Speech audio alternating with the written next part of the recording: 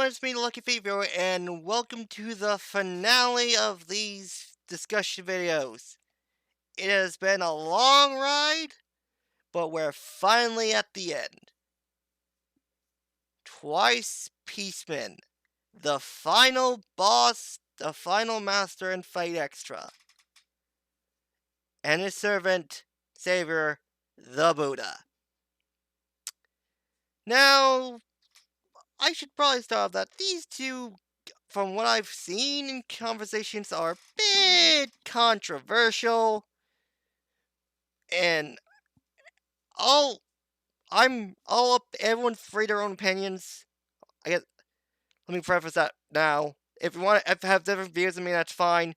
But this video is gonna basically have not only talk about them, but my personal takes on these two.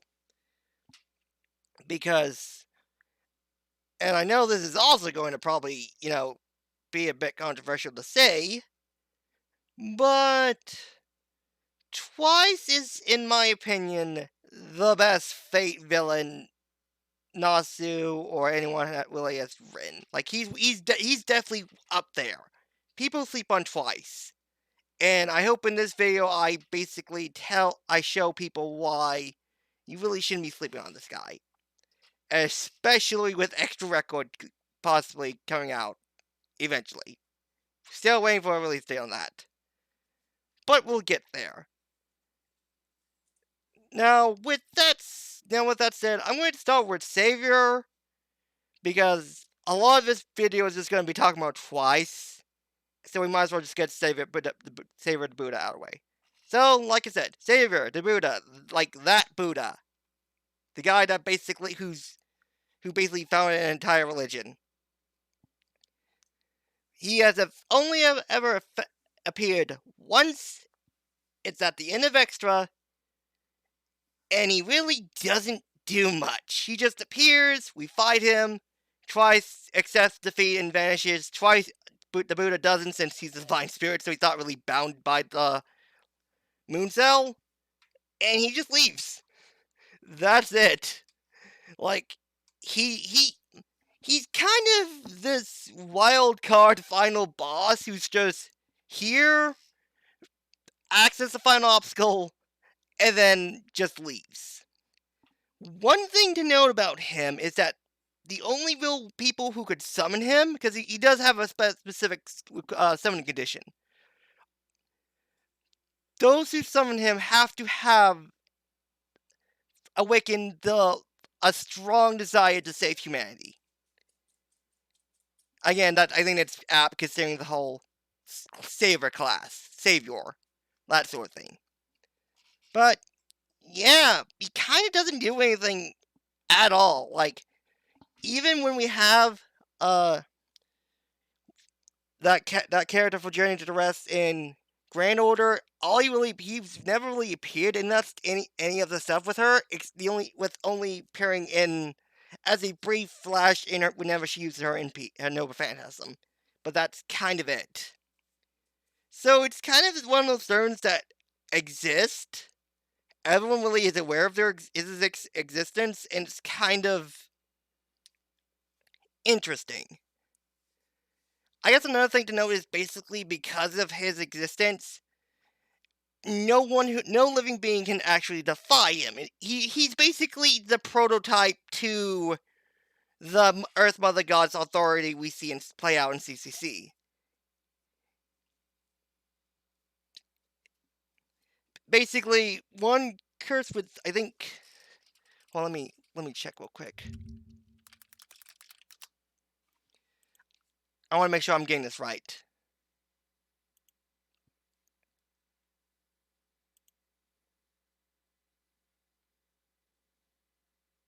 Okay, it's basically is no phantasm. It's not himself, but as no phantasm. Since Amiyata, I don't know how to pronounce it. Basically it's basically a countdown Noble Phantasm where basically if you do not defeat Saber before it goes off, you lose. Like, it is a insta kill Noble Phantasm.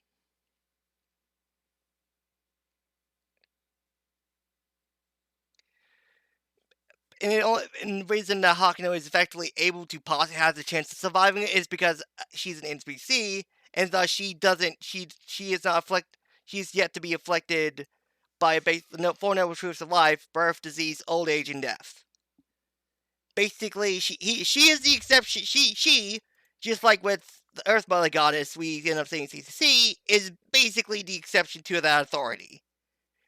She is basically the the anti all the the natural enemy to any being with and all beings who live or are born of the earth cannot divide me sort of trope, at least from what I can tell. But yeah, again, not really much to talk about. Chakravartin, his other no phantasm, basically, we see that play out in Fate X in Last Encore. It trying to destroy the moon cell. I want to do a video about that. Last Encore as a whole, because I got a lot of feelings, and as I've looked into it more and more, it really doesn't make a whole lot of sense. But that's beside the point. But yeah, again, basically he exists as a final obstacle. He's not like even benevolent or benevolent. He's just there, which I think that's kind of fitting given that he's the Buddha. And his whole thing is basically escaping the reincarnation process, effectively. So with him out of the way, we can talk about Twice. And this is going to be a bit of a tangent, because before I get into Twice as a proper, I feel like I need to preface this whole conversation by explaining to everyone how bad the Earth is. Like, people, I think with the Lost Belt arc going on in Fate Grand Order, people have kind of misunderstood how bad, or misunderstood or misestimated how bad the world of Extra is, and how effectively the moon cell's existence and humanity knowing of its existence is probably the one thing keeping the world from just becoming straight up a Lost Belt itself, from getting pruned. For you see, one thing that I don't think gets talked about enough is the fact that by the start of the events of Extra, half of the original population when the split happened, aka the world population of 1970, is gone. Humanity is not growing, it is dying out. So that's already a cautionary thing for Extra, and it's dying out fast, since by the turn of century, 2/3 of the world was already dead. Along with not only do we have basically once the turn of century happened, you have basically mages going extinct. You have two-thirds of the population, a third of the population basically being gone from the original population. And then by 2030, we're down to half. So, things are already not good. And this comes from the fact that the world experienced, a shift in the Arctic poles, the world's mana drying up, and effectively the world going horribly wrong with disease, natural disasters, etc. And it got so bad that even countries like the U.S. and Japan have effectively become failed states. The U.S.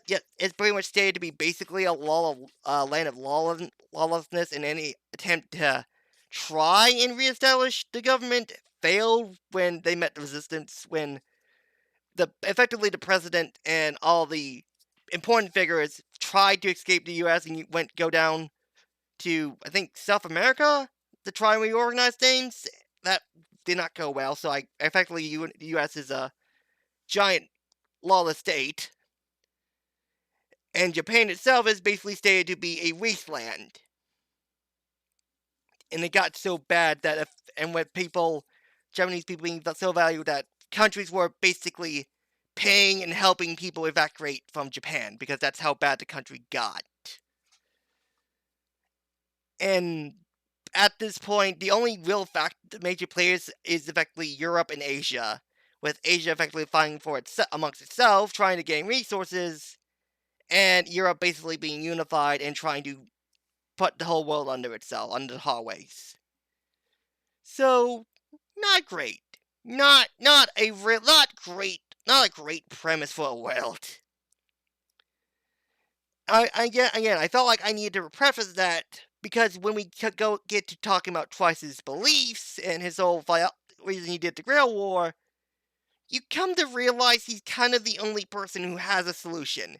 Like, he is I think the best way to describe him is he's the Fey equivalent to Thanos, in that he has a solution, but it's not. You may not like it, but it is still a solution because no one else really has one, and it's the only one. But before we go into talking about Neep NPC Twice, we have to talk about his living self, because similar to Hakuno, there are basically two Twice Beastmans, and unlike Hakuno, where the living self is kind of just ignored, it exists for the sake of existing, but it ultimately doesn't matter. Learning about the living Twice kind of puts into perspective about NPC Twice. And to try to make this so this isn't like 30 minutes or whatever, I'm going to try to quickly summarize it up. Living Twice was basically an orphan of the Vietnam War. We don't officially know it's the Vietnam War, but everything implied that we are told implies that it's the Vietnam War. Since it was 1970 when he was born, his country was war-torn by basically a proxy war between other countries, which, yeah, that would fit around the time. And eventually he got adopted by, I don't know, I don't think it's probably matters. Basically, he got adopted. We went to college, but he basically had a strong aversion to war to the point where seeing talk about war, seeing pictures of war, caused him to literally have panic attacks. Like that is kind of the hatred towards war Living Twice developed. And he couldn't understand why no one else hated war like he did. Like, no one else seems to hate war like he does.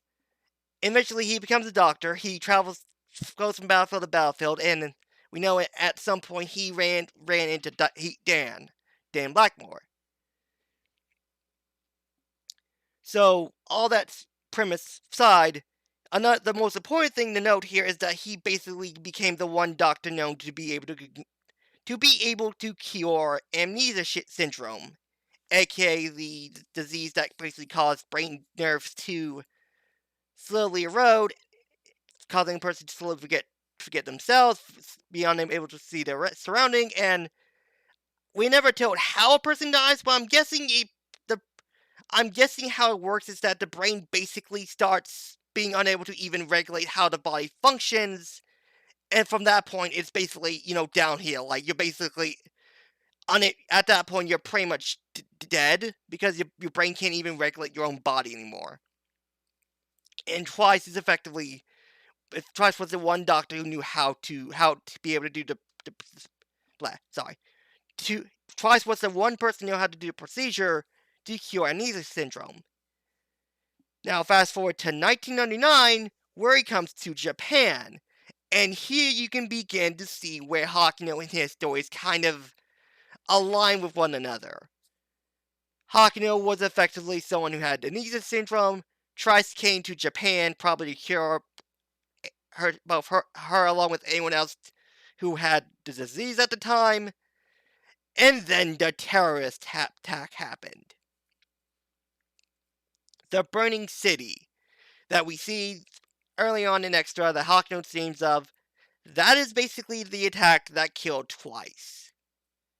Twice basically died. Living Twice died in that fire, and basically, his final moments, he came to realize that war was the next necessary evil. And basically, kind of came to peace with that notion and pretty much passed away. While Hakuno managed to survive and would eventually be put into cryostasis until another alternative cure could be found.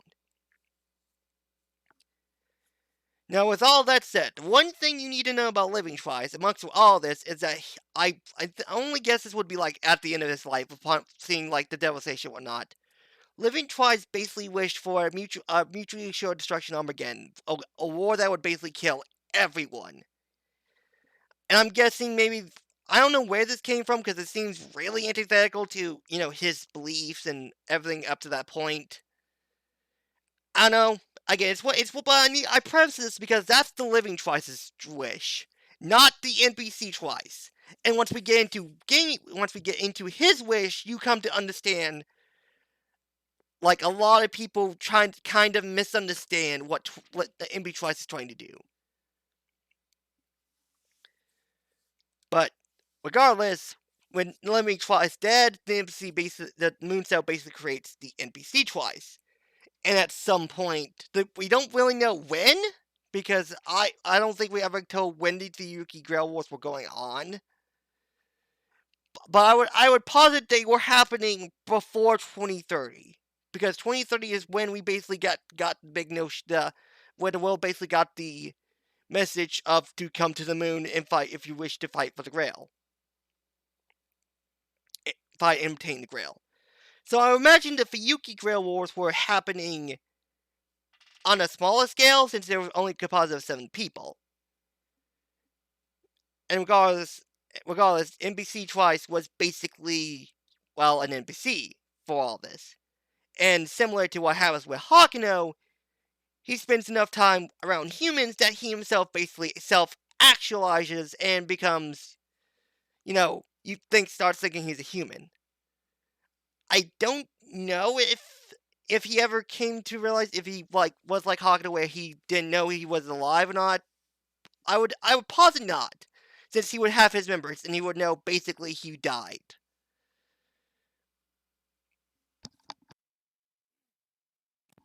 Sorry about that.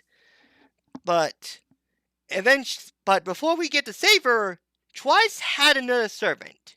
He fought in the Fuyuki Grail Wars, and even though even when he would lose, he would just be recreated by Moon Cell, so he could continue fighting indefinitely. And his servant for all of this time happened to be Tamamo no Mai. Tamamo was originally Twice's servant. And this is kind of why out of the 3, I feel like she's kind of supposed to be the lead protag servant, because she's basically intertwined with all of this. The Grail War that would eventually become the one behind it all. She's basically involved, unlike Nero and Emiya, or well, not Emiya, Nameless.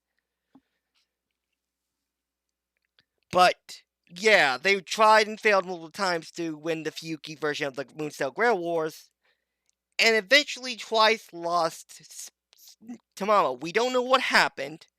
We don't know the circumstances of what happened, but basically Twice couldn't summon her anymore, and that's when he basically prayed for a god to help.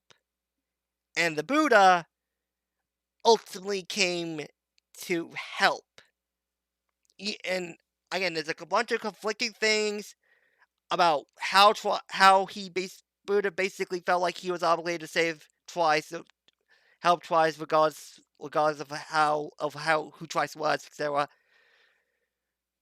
My personal thoughts on it come down to the fact that Twice at that point had basically awakened a desire to save humanity.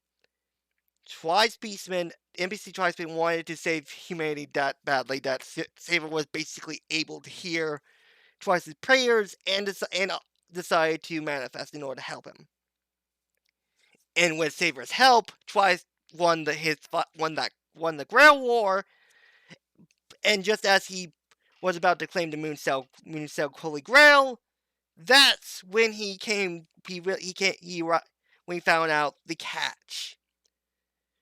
Twice would be deleted if he tried to interact with the Mooncell. NPCs would be classified as bugs and would be promptly deleted. And this is where Twice begins his master plan. If he couldn't claim the Grail and use it to help humanity, then he would just get someone else to do so for him. And which I can only guess is Savior's Varkton, Noble Phantasm. Twice effectively rewrote the Grail War. He rewrote it to he rewrote how the Grail War was fought. Rather than just 7 people, it was basically a filing process, a process of breeding out all the weak and all the inefficient masters to pick out to get the strongest. And that would become the Grail War we would see in Extra. 999 people entering the pre-eliminations, with only 128 of them coming out of it and finding the Grail War proper. With each week, masters dwindling down further and further until there was just one who would go on to meet with Twice. Twice would explain his beliefs, his desire for wish, and ask the person to use the Grail for it. And when they refuse, Twice and Savior killed them. And that's why, and they did it so many times that effectively the Angelica cage got filled with effectively the coffins of all the masters that have tried and failed to claim the Grail. And this leads into the events of Extra, aka the final Lunar Grail War. Because this, as we end up seeing with Last Encore, this was Twice's final attempt. This was his final attempt for humanity to actually produce something worthwhile. And if not, he would basically shut down the moon cell, and we see the aftermath of that in Last Encore. And it's during this Grail War, this final Grail War, where Hakuno Kishinami, one of the patients that his living self failed to treat, effectively awakens. And this is what makes the whole parallel between Twice and Hakuno so interesting when you begin to realize it. The one person who seemingly has a chance at stopping Twice is the NPC version of the girl his living self failed to save. And I love it. I love that twist, that whole dynamic between the two. And I'll get more into it as we go on. But for now, it's an interesting like kind of way things turned out that I kind of love, because especially if you have Tamamo, because it's basically the person his living self failed to save, and the servant he eventually lost in his attempt to win the Grail, fighting in the Grail War, winning, and coming to Angelica Cage in order to stop him. And it's just this really cool dynamic that I'm upset that the game really doesn't really address. I really kind of hope that Extra Record kind of, exemplifies this whole, connection between the two. But regardless, again, Hakuno wins the Grail War, whatever servant. They arrive at the Angelica Cage with Randall and Ronnie, and they meet Twice. And it's pretty much where the world, we kind of have a bit of a long dialogue, which tries to explain, his philosophy and everything. And basically, eventually coming to ask Hakuno to grant his wish. What is his wish? What is the wish that I've been sort of delaying on tailing? Simple. He wants to effectively engulf the world in a war where anyone can survive. Effectively take the concept of the Grail War and what it has done, and apply it to the world, with those who are unwilling or too weak being purged, and those who are strong enough and adaptable enough surviving, and eventually, with the idea being that humanity will eventually arrive at the correct war and come out of it stronger. Effectively, he wants to use war in order to try to reawaken humanity from the shackles of best way to phrase it. There's shackles of stagnation that has effectively, encompassed them. Because Twice pretty much says, the human spirit has stagnated. No one wants a better tomorrow. They just want the continuation of the day. And this is where we get to the point of he's the only one who has a sort of idea of how to do this. And again, it's war, yes, but that makes sense because both his living self and the NPC self has ever known is war. They know the effects of war better than everyone. They know war is excuse my dog, but they know that war is a necessary evil. That the only way that humanity is going to begin advancing once more and, striving for a better tomorrow is if the whole war is encompassed in a great war, not the small skirmishes and small wars that are currently being filled with humanity right now.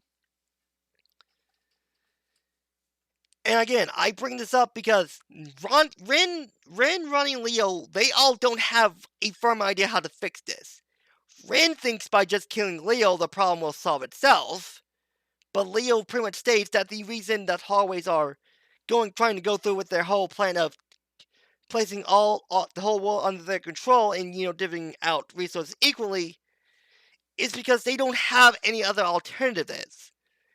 They don't have a solution to the problem. No, despite everything that's been going on, no alternative solution has been presented other than the one that they currently have, which isn't saving humanity, it just basically delays the inevitable death of it. Twice Peaceman, in the few minutes he's on in the brief time he's on screen, effectively comes out with an idea to how to save humanity, even if it means much. Even if some bit of humanity must die in order for the rest of it to be able to thrive once more, he's willing to make that sacrifice. Which I think exemplifies the whole difference between saving the person, individual, versus saving the collective. And the thing, there's this whole speech that Extra Last Encore does. And same with Hakuno's response. And I'm so glad they went with this one, because in the actual game, we kind of just get Hakuno's responses are kind of generic in between. But the response that Hakuno gives in the materials and the response Hakuno gives in Last Encore effectively doesn't say, isn't point out to Twice is wrong for wanting wish for war or horrible for what he's doing. That's not it. Because Hakuno is the embodiment of the idea that his philosophy can work.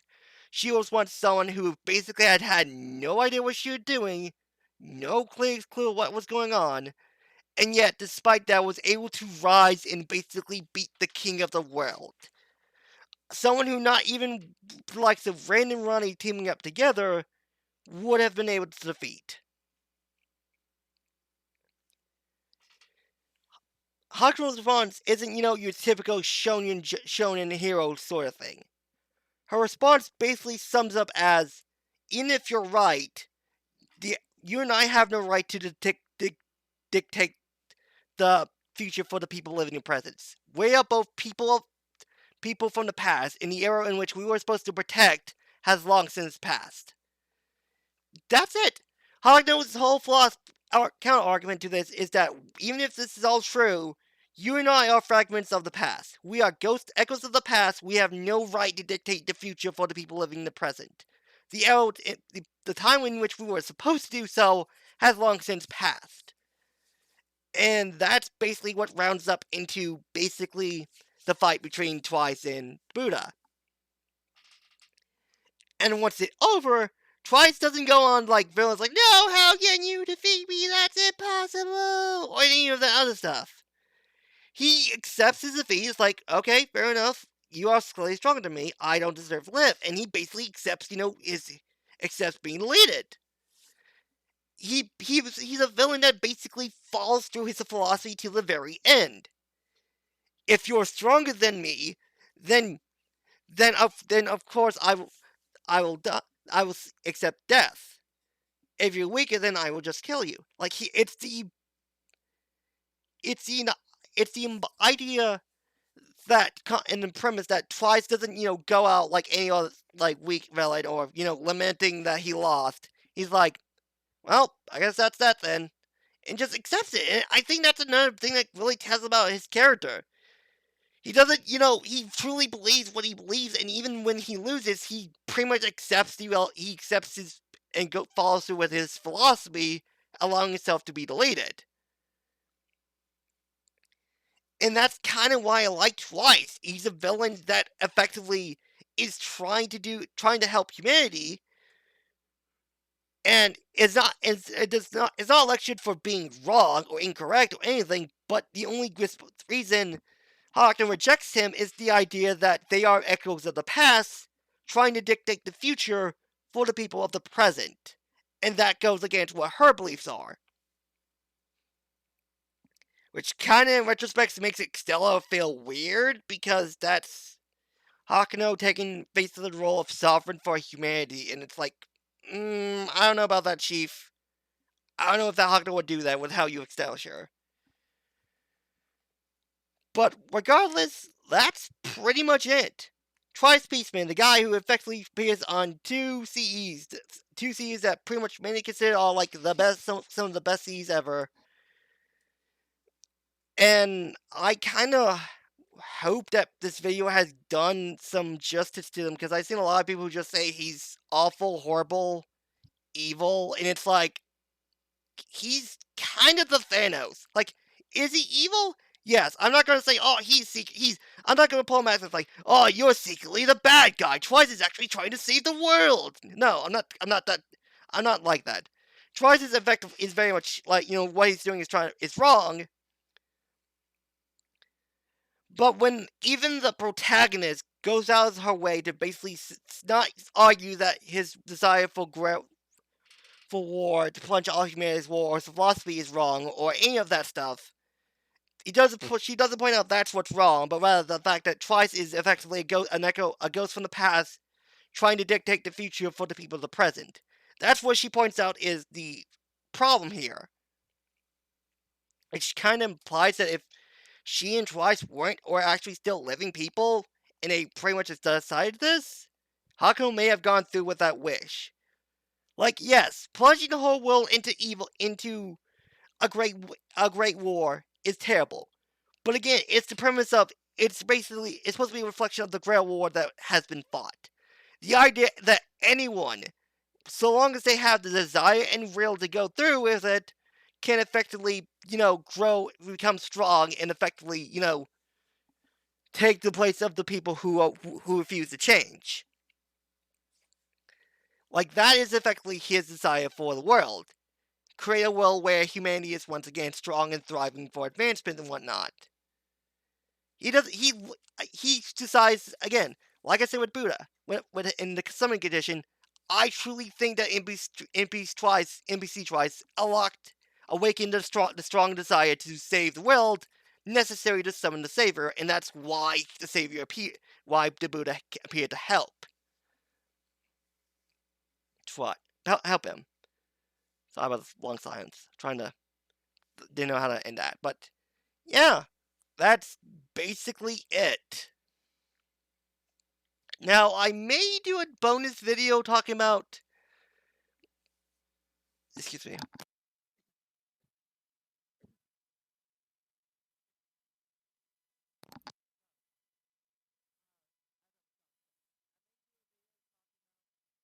Oh, sorry. I didn't think it was too much. As I said, I may do a video talking about a character from last arc, that I find kind of interesting. And I kind of hope that we may one day see more of her. But that's kind of it for these discussion videos. Like, at least for the Masters. There are some videos I still want to do, and one of them's definitely, the time dilation thing brought up in Serifix, and how it kind of doesn't work with everything we know of Extra. But I also kind of want to wait till last arc record come out and see if that they do end up, going through with the time dilation thing. beforehand, because if not, then I may just do a video why that seems like that is effectively a cheap writing trick just to try to get place a timer on the events of Seraphix. As good as the story is, that's kind of a dumb thing. I may also do a video on Last Encore because as I've made clear, I don't like it, and I've continued to basically found issues with it, and I pretty much consider it like the worst piece of 8 media that Type-Moon and Gnosis have ever released because it's just so many things wrong with it. But again, those are all for another videos. This is basically the end for the main extra master discussion videos, and it's been fun. It's been like a fun little thing to come back to every once in a while, and yeah, I hope you all enjoyed this. I hope you've come to appreciate or maybe hate twice more. I'm not gonna say what you should do, but basically, I hope this video had helped explore Twice a bit more in explaining how he is as a character and why I find him so interesting and probably like one of my favorite Twice Type-Moon villains because it's more than just evil for the sake of evil or someone trying or a villain trying to do the right thing. Like there's layers to this. He's an onion. Even though I don't like I like my villains to be onions. Even though I myself do not like onions. Regardless, thank you guys for watching. Hope you all enjoyed, and I'll see you guys next time. Goodbye.